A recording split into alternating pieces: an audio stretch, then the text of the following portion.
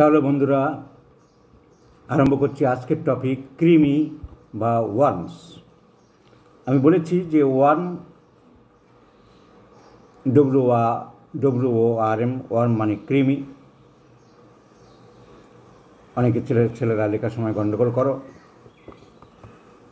WARM worm মানে হালকা গরম, কিন্তু WORM ওয়ার্ম মানে কৃমি। কৃমি কি? কৃমি একটা নিকৃষ্ট প্রাণী, শরীরের মধ্যে থাকে। নানান রকম কৃমি আছে। আজকের আমরা শুধু ইন্টেস্টিনাল কৃমির কথায় আলোচনা করছি। কৃমি এক ধরনের পোকা, তাই চলতি কথায় আমাদের গালিগালাজ দেওয়া হয় কৃমি কীট কোথাকার, কৃমি পোকা কোথাকার। হোয়াট ইজ কৃমি? ওয়ার্ম কাকে বলে? They are the long cylindrical tube like bodies. তাদের বডিটা কি? লম্বা, সিলিন্ড্রিক্যাল মানে ফাঁপা নলের মতন, পাইপের মতন। ছোট্ট পাইপ, আমাদের ছোটো ছোটো পাইপ যেমন পাওয়া যায়, নল পাওয়া যায়।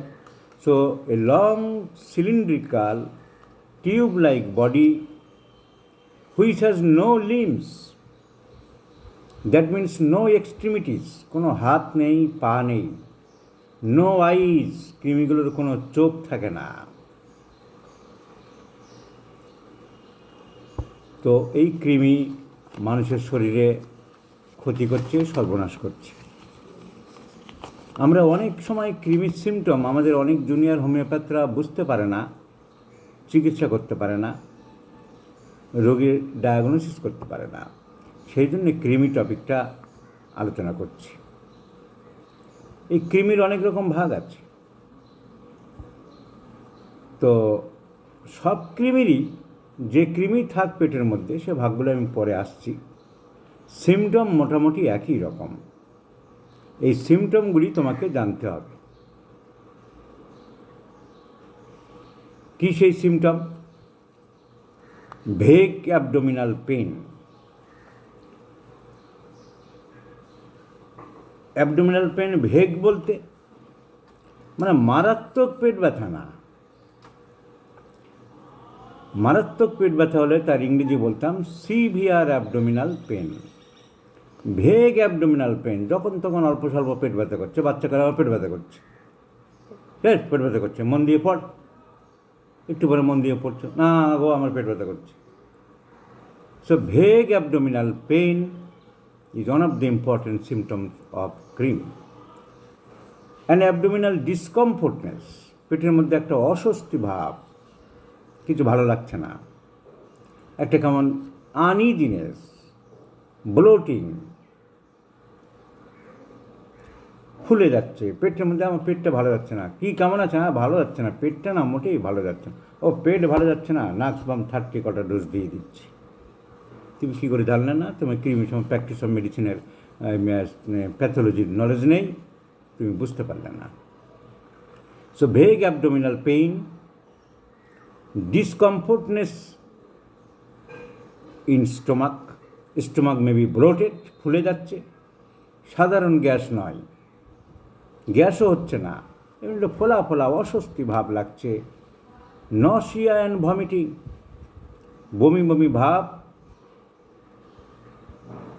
কিংবা বমি করতে পারে, বমির ভাবটাই বেশি থাকে।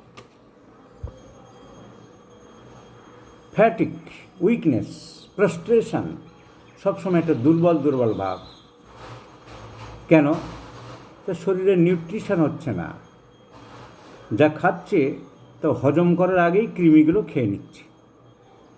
ওরা ইন্টেস্টিনের মধ্যে বসে আছে, ওখানে একটা হজমের প্রক্রিয়া হয় যাকে বলা হয় অ্যাবজর্পশন প্রসেস। পাম্প করে করে করে করে রসটাকে টেনে নেয় শরীর, ইন্টেস্টিন ব্লাডের মধ্যে নিয়ে আসে। তো সে হজম প্রক্রিয়া হওয়ার আগেই ইন্টেস্টিনরা যেরকম গাটের মতন কন্ট্যাক্ট করে করে চেপে চেপে পিসাই করে করে রসগুলো আনে। বাজারে যেমন আখের মেশিনে আখ পেশাই করে রস বের করে,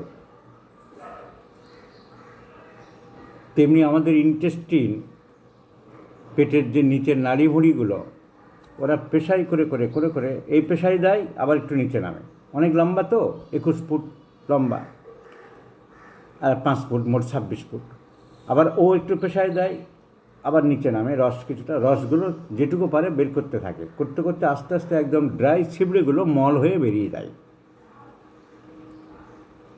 এই জন্য বাঁশের মতন বা কতটা আখের মতন গাঁট গাঁট থাকে। ইন্টেস্টাইনের ছবিতে দেখবে এখানে একটু ন্যারো আবার মোটা, আবার একটু ন্যারো আবার মোটা, যার জন্য কি হয় স্টুল দেখবে এরকম ভাঁজ ভাঁজ থাকে।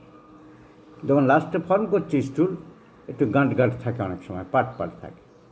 চাপে চাপে যেমন ছিবড়িগুলো হচ্ছে, আখ চাপলে কিন্তু সব একই রকম থাকছে, গাঁট গাঁট ছিবড়ে হচ্ছে না। কিন্তু এখানে হচ্ছে কেন? এখানে তো শক্ত না, আখের মতন শক্ত ফাইবার না, অত শক্ত ফাইবার তো আমরা খাচ্ছি না, চিবিয়ে ফেলে দিচ্ছি। যেটুকু যাচ্ছে তারই মধ্যে থেকে আবার শক্ত অংশটা, ছিবড়ে অংশটা মল হয়ে যাচ্ছে। তাহলে সেই প্রসেসের হওয়ার আগেই এরা খেয়ে নিচ্ছে, টুকটুক টুকটুক করে কুটকুট করে খাবারগুলো খাচ্ছে।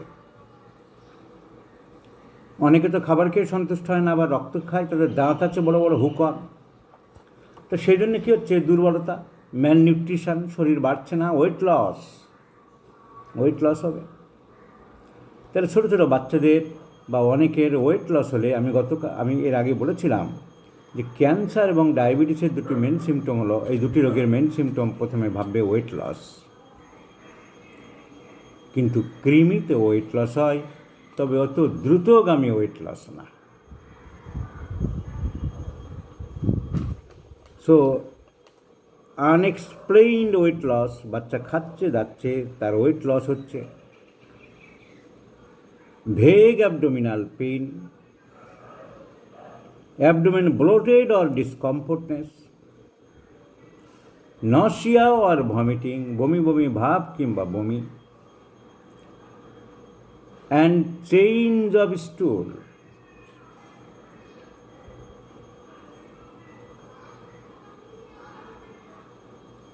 মলের পরিবর্তন, স্পেশালি দি পেশেন্ট বিকামস ডায়রিক, একটু লুজ স্টুলের টেন্ডেন্সি থাকে, কিংবা আম পায়খানা, কিংবা ছিবড়ে ছিবড়ে পায়খানা, আনডাইজেস্টেড স্টুল, এসব থাকে। ডায়রিক or dysenteric variety of undigested stool. So these are the common symptoms of worm which in together একসাথে বলা হয় ওয়ার্ম সিকনেস। এই কৃমির কি ভাগ আছে?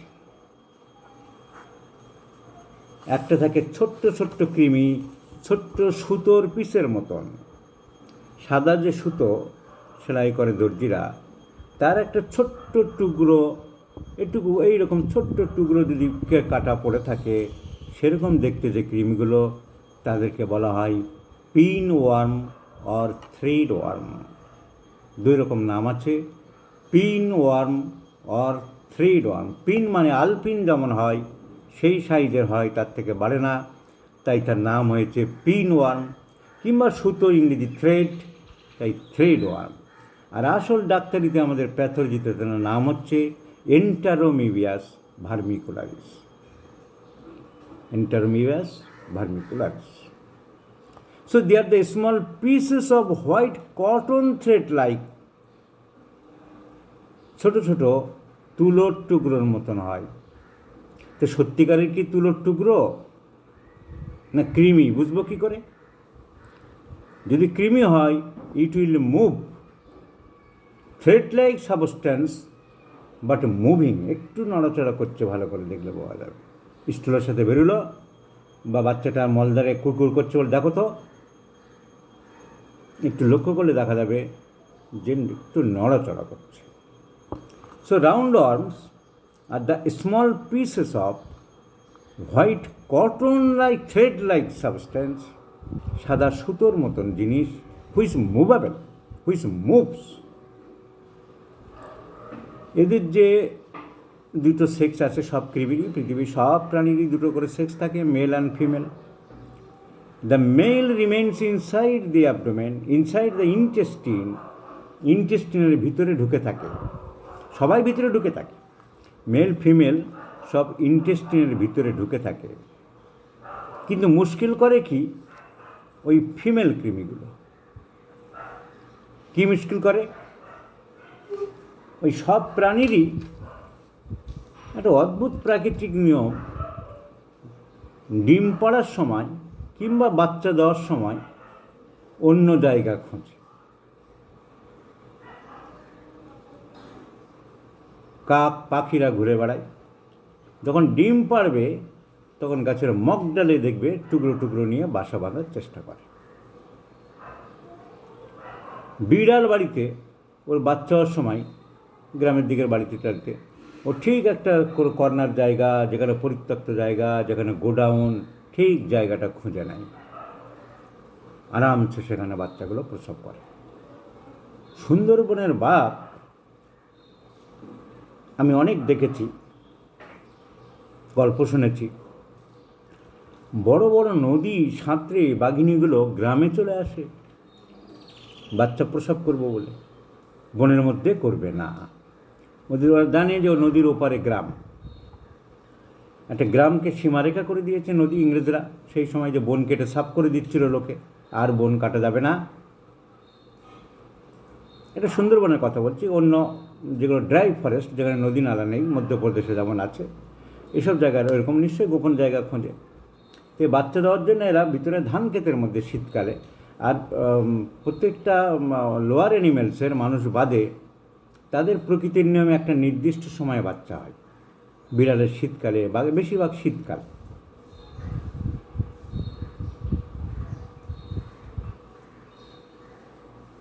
এক্সেপ্ট কুকুরদের গরমকাল। তো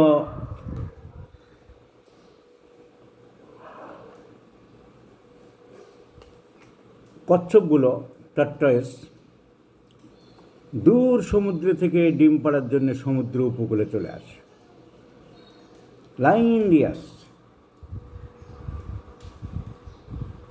আবার যেখানে জনবসতি নেই, লোকজন নেই, সি বিচ নেই, লোক ঘুরছে না, সেটাও বুঝতে পারে। যেখানে জনবসতি কম সেই সব দিকে ওঠে। কী করে বোঝে? মানে অবাক কাণ্ড। পুরীতে বা দীঘাতে যেখানে লোক সবসময় ঘুরছে সেখানে কিন্তু আসবে না। ওরা আবার এগুলো বুঝে যায় কী করে? অদ্ভুত ব্যাপার। তো ইলিশ মাছ ধরা পড়ে, ডিমওয়ালা ইলিশ খাও, ঠিক ডিম পাড়ার সময় নাকি সমুদ্রের ভিতর থেকে নদীতে চলে আসে। তাহলে প্রজনন ক্ষমতা, প্রজননের টেকনিক প্রতিটা প্রাণীর একটা অদ্ভুত।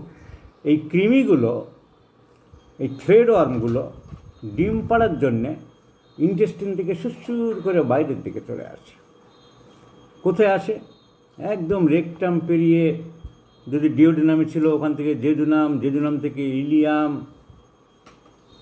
ইলিয়াম থেকে ascending colon, transverse colon, descending colon, sigmoid colon, pelvic colon, rectum, প্রচুর পথ পাড়ি দিয়ে রোজ সন্ধ্যাবেলা একদম অ্যানাসে চলে আসে, রেকটামের বাইরে, একদম মুখে।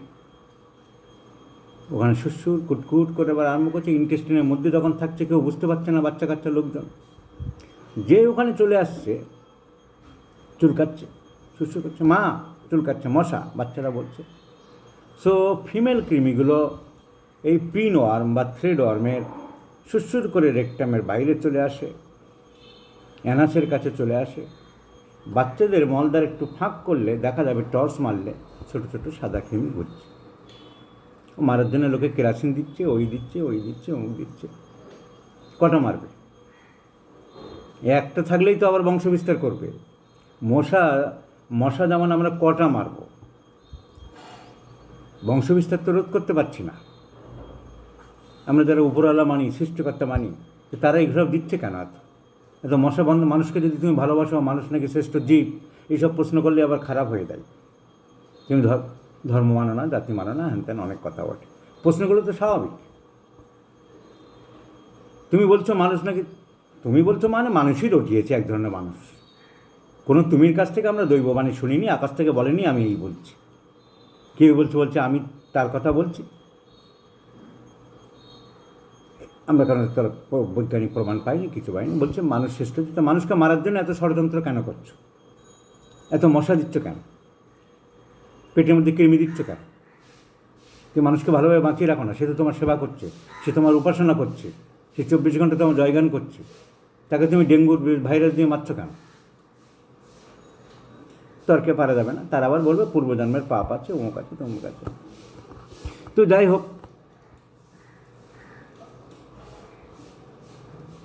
মারার চেষ্টা করে, মারা যায় না, কারণ একটা দুটো থাকলেই তো আবার বংশবিস্তার করছে। মিলন তো লেগেই আছে সব প্রাণী, সে তো আর রোধ করা যাচ্ছে না। সে মানুষ লুকিয়ে চুরিয়ে করছে, ছেলেমেয়েদের প্রেমকেও আটকাতে পারে। চলতি বাংলায় একটা কথা আছে না, যে গাই বছরে মিল থাকলে কি হবে। তা প্রেম, মিলন, বন্ধন কারোর আটকানো যায় না, কোনো প্রাণীরই আটকানো যায় না।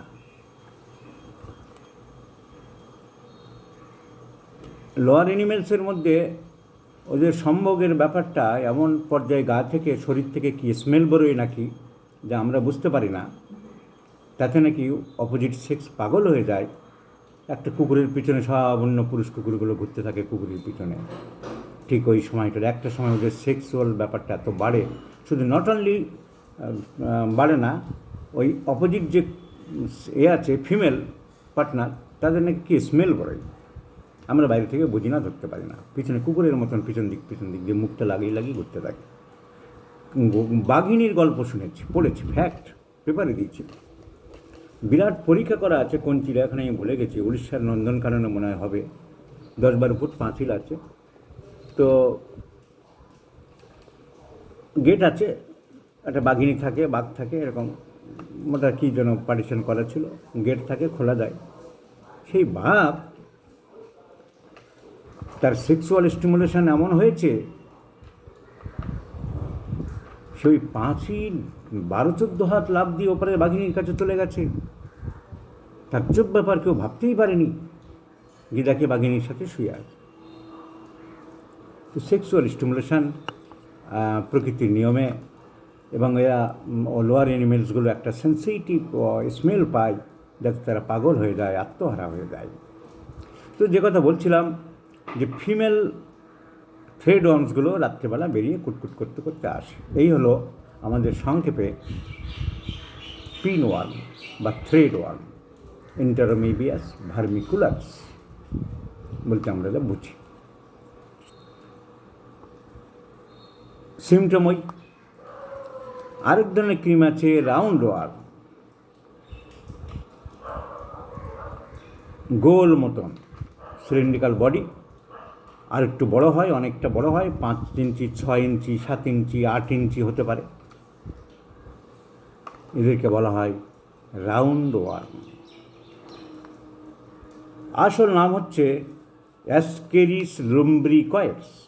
ওই যেমন কেন্ট রেপার্টরিতে 634 পাতায় আমি বলেছি অ্যাসকেরিস আলাদা দিয়েছে, আবার লুম্ব্রিকয়েডস আলাদা দিয়েছে।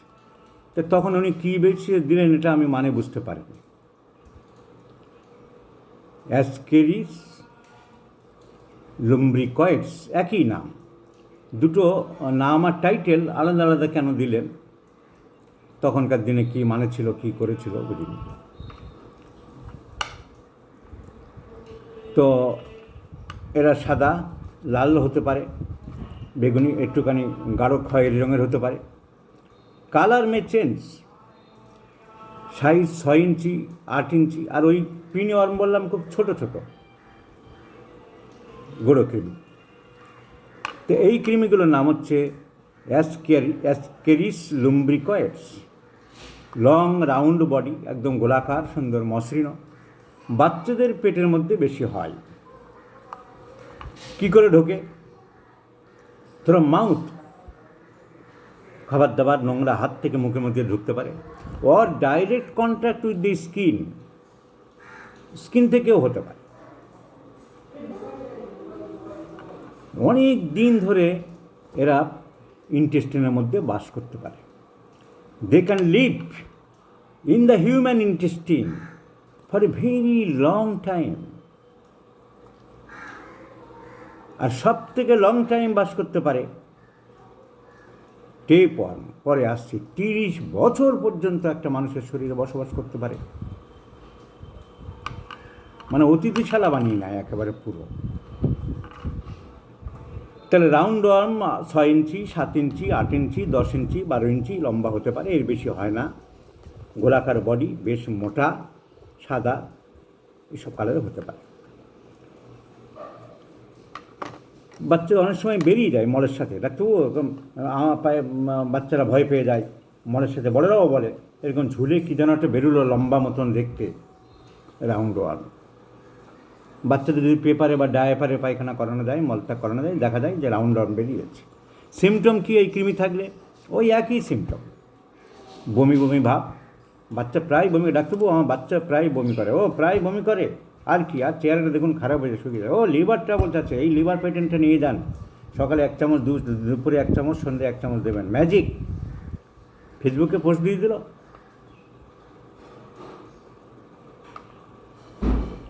বমির ভাব, পেটে ব্যথা, লিভার ভাববেন, liver tonic. So vague abdominal pain, ওই রকম diarrhoea, diarrhoeic stool, loss of appetite, খিদে কমে যায়, abdominal discomfortness or pain, weight loss, এইসব সিমটম হতে পারে। তোমাকে বোঝার চেষ্টা করতে হবে, ওয়েট লস হচ্ছে, বাচ্চাটার পেটে ব্যথা হচ্ছে, খিদে হচ্ছে না, মেজাজ খিটখিটে হয়ে যাচ্ছে সব কারণে, এই সিমটমগুলোকে সব একসাথে বলা হয় ascariasis. So what is ascariasis? Ascariasis মানে অ্যাসকেরিস লুম্ব্রিকয়েডস বা রাউন্ড ওয়ার্ম পেটে থাকলে যেসব সিমটম হয় তাকে একসাথে বলা হয় অ্যাসকেরিয়াসিস। আমি যদি সব সিমটমগুলো বুঝতে পারি তাহলে আমি এক কথায় লিখতে পারি অ্যাসকেরিয়াসিস। এখন একটা অ্যালোপ্যাথিক ডাক্তার লিখলো অ্যাসকেরিয়াসিস, তুমি মানে বুঝলে না, কারণ তুমি পড়োনি, তুমি নিজে বই পড়োনি, কলেজে পড়োনি, স্যার 200 টাকা করে মাসে নেয়, 200 টাকা বিরিয়ানি খাবো, ফালতু পয়সা কেন খরচ করবো, তুমি অ্যাসকেরিয়াসিস বুঝলে না। রোগী জিজ্ঞেস করে, ডাক্তার ওই অ্যাসকেরিয়াসিস মানে কি? ওই অ্যাসকেরিয়াসিস মানে মাথার চুল উঠে যাচ্ছে, বুঝলেন? সো এই round worm. Next worm is hook worm, 3 নম্বরে হুক ওয়ার্ম। যাদের দাঁত আছে, সাপের দাঁত যেমন থাকে, বিষাক্ত সাপের 2টো বড় দাঁত, এদের দাঁত আছে, দাঁত দিয়ে হুক করে কামড়ায়, হুক, দাঁতগুলো দেখলে হুকের মতো। এসব ছবি আমি পরে দেখাবো, আমি বোর্ডে এরপরে ক্লাস করব, জায়গা তৈরি হচ্ছে তখন দেখাবো। এদের আসল নাম হচ্ছে, প্যাথোলজিতে নাম হচ্ছে অ্যানকাইলোস্টোমা ডিওডিনালি। তাহলে ছোটো ছোটো গুঁড়োকৃমিগুলোর কী নাম দিয়েছিলাম, মেডিকেল নাম? এন্টারোমেবিয়াস ভার্মিকুলারিস। ওই রাউন্ড ওয়ার্মগুলোর কী নাম? চলতি কথায় রাউন্ড ওয়ার্ম, ওগুলো চলতি কথায় পিন ওয়ার্ম বা থ্রেড ওয়ার্ম। রাউন্ড ওয়ার্মের নাম কী ছিল? অ্যাসকেরিস লুম্ব্রিকয়েডস। আর এই হুক আছে, দাঁত আছে যে কৃমিগুলো, এদেরকে বলা হয় অ্যানকাইলোস্টোমা ডিওডিনালি। এরা অনেক দিন ধরে এরকম পেটের মধ্যে থাকে। এরা মাটি থেকে বেশি ওঠে, গ্রামের লোকদের বেশি হয়, যেখানে সেখানে মলের সঙ্গে ছোটো ছোটো কৃমি লার্ভা বাচ্চাগুলো থাকে। এবং গ্রামের লোকেরা অনেক সময় যেখানে সেখানে পায়খানা করে রাখে, মলত্যাগ করে রাখে, ও বাচ্চার মল তো এখানে ফেলে দিল।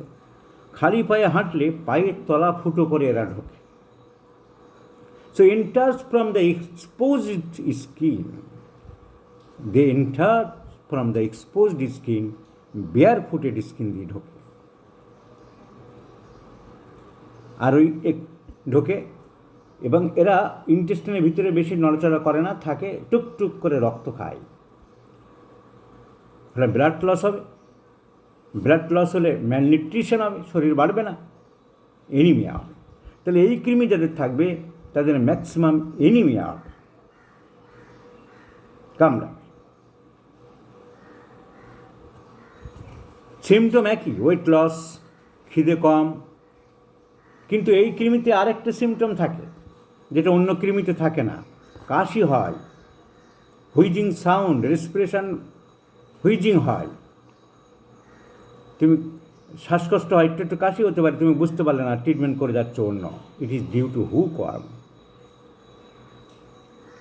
খুব উইক, দুর্বল, এবং anaemia, these are the symptoms of Ancylostoma duodenale. আরেক ধরনের কৃমি, আরও আছে কয়েক ধরনের, আরেকটা মেন কৃমি ফিতা কৃমি, গরু এবং শূকরের মাংস থেকে হয়, আসছি, সেটা আলাদা চ্যাপ্টার।